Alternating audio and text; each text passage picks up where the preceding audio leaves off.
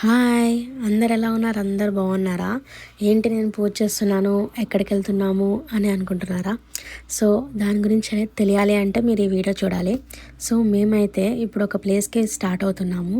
ఆ ప్లేస్ ఏంటంటే ఒక మంచి టెంపుల్ అనమాట. అమ్మవారి టెంపుల్.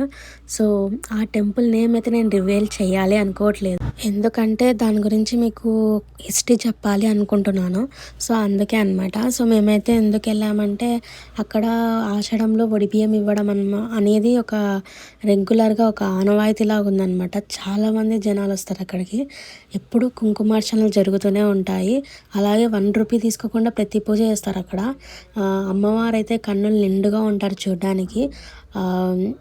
దాని గురించి ఇంకా హిస్టరీ మీకు చెప్పాలి అనుకుంటున్నా. అందరికీ తెలియాలి అనుకుంటున్నా అనమాట. సో, అందుకే నేను దాని గురించి ఇప్పుడే రివీల్ చేయాలనుకోవట్లేదు. సో, ఆ వీడియోస్ కూడా మీకు రావాలనుకుంటే నన్ను ఫాలో చేయాలి. అలాగే లైక్ చేయాలి. నెక్స్ట్ ఏంటంటే మేమైతే అమ్మవారికి ఒడిబియ్యం ఇవ్వడానికి వెళ్తున్నామని చెప్పాను కదా! సో, అక్కడ అమ్మవారిని రెడీ చేసి ఒక మంచిగా అమ్మవారికి ఒడిబియ్యం పోసి అక్కడ గర్భగుడిలో పెడతారనమాట. సో, అలాగే అమ్మవారికి చీర కూడా సమర్పిస్తారనమాట. సో, దాని గురించి మేము ఇక్కడ శారీ కడుతున్నాను అమ్మవారికి. చూస్తున్నారు కదా! Wait for the part 2 video. Bye.